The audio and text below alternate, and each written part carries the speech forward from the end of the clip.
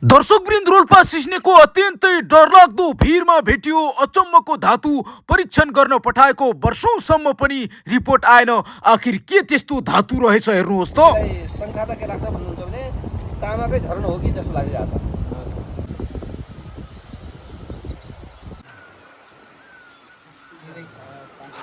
ओहो, यस्तो डरलाग्दो भिरमा धातु भेटिएको छ। यहाँ धेरै स्थानीय बासिन्दाहरू पनि आउनुभएको छ। हामी पनि जाँदैछौँ, हेर्दै गर्नुहोस् भिडियो। यति बेला हामी रोल्पा जिल्लाको माडी गाउँपालिका 3 नम्बर स्थित यो तालाबाङ सिस्ने भन्ने गाउँमा आएका छौँ, जहाँ चाहिँ अत्यन्तै एउटा खतरनाक भिरमा चाहिँ एउटा धातु चाहिँ पत्ता लागेको भनौँ न। धातु देखिएको छ तर पत्ता लागेको छैन। शङ्कास्पद छ तर पत्ता लागेको छैन अहिलेसम्म। र यस विषयमा कुराकानी गर्नको लागि यो देख्दाखेरि चाहिँ हामीलाई चाहिँ एकदमै अचम्म लाग्यो। यो के रहेछ भन्ने उत्सुकता जागेको कारणले गर्दाखेरि यो देख्दाखेरि यो कणहरू साना टुक्रा देख्दाखेरि लाम जस्तो पनि देखिन्छ, तर यहाँका बासिन्दाहरूले चाहिँ होइन भन्नुहुन्छ। र यो परीक्षणको लागि पनि पटक पटक पठाइएको भन्ने पनि स्थानीयले कुरा गर्नुहुन्छ। हामीसँग फ्रेममा क्यामेराको फ्रेममा तिनजना स्थानीय सरहरू हुनुहुन्छ, उहाँहरूलाई स्वागत गर्छु। सुरुमा स्वागत छ। हजुरको नाम भन्नुहोस् त। हजुरको? मेरो ज्ञानबहादुर मेरो गणेशबहादुर। अनि यो तपाईँको ठाउँ, तपाईँहरूको एरिया, तपाईँको पालिकातिर यो के पत्ता लाग्यो? तपाईँहरूलाई के थाहा छ यसको विषयमा? हामीलाई त योभन्दा दुई तीन चोटि पनि परीक्षणको लागि 2-3 बोरा यसको माटो सबै पठाइदिएका हो। र अहिलेसम्म कुनै आधिकारिक पत्तो लागेको छैन। र अहिले उहाँ बलवीर सरहरू पनि आएर अहिले यसको परीक्षणको लागि हामीहरूलाई सोधिरहनु भएको छ कि हामीलाई लाग्छ यसमा कि तामा खाने कि भने फलाम खाने होला जस्तो लाग्छ। भनेपछि यो तपाईँहरूलाई आशंका लागेको कि फलाम छ कि तामा छ, होइन?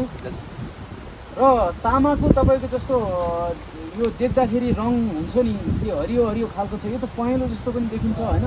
अनि टेस्ट गर्दाखेरि तिम्रो तपाईँहरूले लगाएर डर्रो छ पनि भन्नुभयो। यो खासमा के रहेछ यो?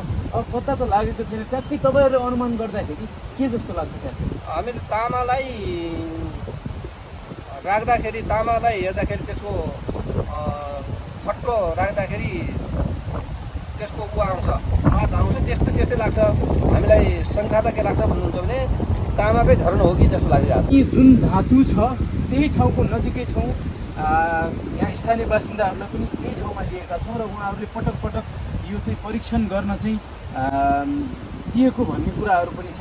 र खानी विभागले चाहिँ जुन अहिले विभिन्न मापदण्डहरू छन्, सरकारी मापदण्डहरू छन्, नीति नियमहरू छन्, यसलाई चाहिँ कसरी लिएको छ, यसलाई चाहिँ कसरी हेरेको छ, यो व्यवस्थित छ कि छैन? अब यहाँ केही धातु छ भने यसलाई परीक्षण गरेर उत्खनन गर्ने देशको विकासको लागि, एउटा देश र समाजको उत्थानको लागि के कस्तो प्रक्रियागत कामहरू भइरहेको छ भन्ने विषयमा पनि हामी ध्यान आकर्षण गराउन चाहन्छौँ।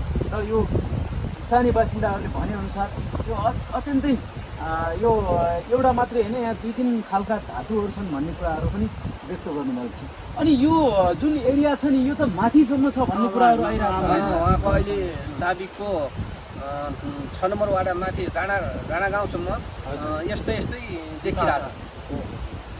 भनेपछि पुरा एरिया 3 नम्बर वाडाको साबिकको हालको 3 नम्बर, पहिलेको 6 नम्बर वाडाको राणा गाउँसम्म यसको यस्तै देखिरहेको छ। हजुर, अरू देशमा चाहिँ तपाईँहरूको कति ठुला मेसिनहरू प्रयोग गरेर, विभिन्न स्रोत साधन प्रयोग गरेर चाहिँ कस्तो ठाउँमा उत्खनन गरिरहन्छ, होइन?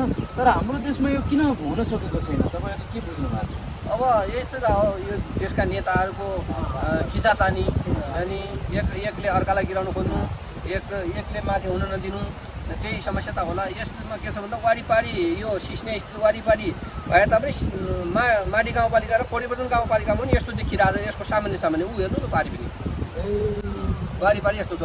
बिचमा माडी खोला बगिरहेछ, यसमा सिस्नेको माडीतिर र परिवर्तनको 2 नम्बर वार्डतिर पनि यसको बिचैमा वारिपारि यो लक्षणहरू देखिरहेछ यो धातुहरू। अब नेपालमा त यो फलाम तामा मात्रै नभएर विभिन्न धातुहरू चाहिँ यहाँ भेटिएको, उत्खनन भएको भन्ने पनि छ, होइन? अब सुनसारी गाउँपालिकामा पनि सुन भेटिएको, अथवा अरू सिसा खानीदेखि लिएर युरेनियमदेखि लिएर, होइन, हरेक रुबी लगायतका बहुमूल्य धातुहरू त भेटिरहेछ नि। तर यो सरकारले चाहिँ गर्नै सकेको छैन भन्ने कुराहरू पनि राख्नुभयो तपाईँहरूले। कि यसको प्रचार नभएर हो कि यो ठाउँमा यस्तो छ भनेर के लाग्छ तपाईँ? हालसम्म अहिलेसम्म यो प्रचारमा हजुर आउनुभन्दा पहिले यो प्रचारमा कोही पनि आएन र अहिले बोलबिर नेपाली आउनु भएको छ र अहिले उहाँले कस्तो कस्तो रिपोर्ट लिएर जानुहुन्छ, पत्रकार सम्मेलनै गर्नुहुन्छ जस्तो लागिरहेको छ। अहिले यसलाई उत्खनन गरी यसको परीक्षण गरेर नेपालमै 16,000को र वैदेशिक रोजगारलाई रोकथाम गर्न सक्ने केही क्षमतावान चिज पो छ कि भन्ने लागिरहेको छ हामीलाई। तर परीक्षणको लागि त हजुरहरूले नि पठाएको भन्नुभयो नि त, त्यो कहाँ गयो खासमा? यो अहिलेसम्म परीक्षण गरेर लिने मान्छेले अहिलेसम्म रिपोर्ट ल्याएको छैन। रिपोर्ट यो धातु छ भनेर रिपोर्ट आएको छैन। कतै जनताहरूले नबताएर भित्रभित्र केही उत्खनन गर्ने तयारीको भएको छ कि के लाग्छ? त्यो गरी थाहा छैन नत्र हजुरले पठाउनु चाहिँ पठाउनु भयो? पठा योभन्दा पहिले धेरै वर्ष पहिला पठायो, 3 चोटि पठाइसक्यो। 3 चोटि पठाइसक्नु भयो तर रिपोर्ट आएको छ? त्यसको केही आधिकारिक केही आएन।